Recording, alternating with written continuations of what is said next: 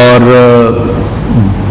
جتنے ادارے کے لوگ تھے مجھے انہوں نے I felt proud, I genuinely felt proud کہ میرے ڈیفنس انسٹیٹیوشن کے لوگ it's not just external aggression جہاں پہ یہ ہمارے کام آ رہے ہیں، بلکہ جہاں جہاں پہ ڈیزاسٹر میں، انٹرنل ریسکیو چیلنجز میں یہ سامنے آ کر لیڈ رول لے کر ڈیلیور کر رہے ہیں سوسائٹی کو، اس سے ری انفورس ہوا ہمارا فیتھ ان میں۔ اور ساتھ ساتھ میں جو ہمارے دوسرے ادارے ہیں، چاہے وہ NDMA ہے، پروونشل PDMAs ہیں، ان کو بھی اپنی کیپیسٹی انہانسمنٹ میں غور کرنا ہوگا، فوکس کرنا ہوگا، اور اس کو امپروو کرنے کی بہت بڑی اسپیس موجود ہے۔ لیکن ظاہر ہے اس کا انتظار بہت سارے لوگوں کے ذہنوں میں یہ ہوگا کہ یہ ان کا کام ہے، ان کو کرنا چاہیے، جب تک وہ اس کام کے لیے مکمل طور پہ تیار نہ ہو ابینڈن تو نہیں چھوڑا جا سکتا۔ یہ ریئل ٹائم میں جب کل یہ 7 بچے تھے، ہم اس بحث میں تو نہیں پڑھ سکتے تھے کہ کس کا اختیار ہے، کس کو ان کو بچانا چاہیے، وابڈا والوں کو جانا چاہیے، صحافیوں کو جانا چاہیے، سیاستدانوں کو جانا چاہیے۔ جو ریئل چیلنج تھا وہ ان بچوں کو ریسکیو کرنا تھا۔ لیٹر آن اس بحث میں ہم پڑھ سکتے ہیں کہ یہ کس وقت کس کی فرائض میں ہے، کس نے کوتاہیاں کی ہیں، کس نے نہیں کی ہیں۔ بدقسمتی سے کچھ چھوٹا موٹا ایسا میں ڈیجیٹل میڈیا پہ ٹرینڈ دیکھ رہا تھا کہ جو اصل روح تھی اس واقعے کی، اس سے ہٹ کے جو ہے نا ڈسکورس کو یا ڈسکشن کو ری ڈائریکٹ کرنے کی کوشش کی گئی، کیونکہ میرے خیال میں اس کو ایسے موقعوں پر کم سے کم ہمیں اوائڈ کرنا چاہیے۔ کل ہی ایک اور المیہ، ہمارے 10 جوان شہید ہوئے وزیرستان میں۔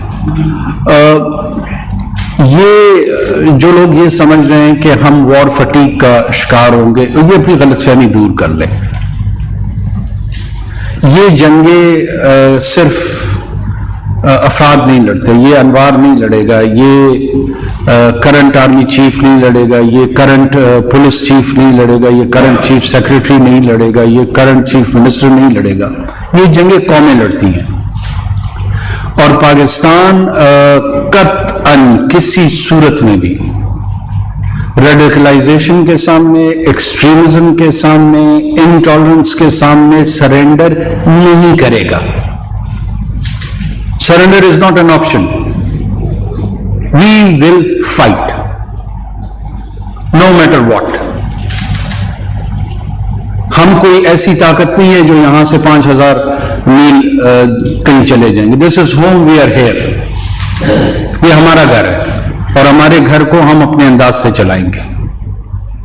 جس کو یہ غلط فہمی ہے کہ اس طرح کی کبھی اور حرکتوں سے وہ یا ہمارے حوصلے پست ہو جائیں گے یا ہم تھکاوٹ کا شکار ہو جائیں گے، وہ اپنی غلط فہمی دور کر لیں۔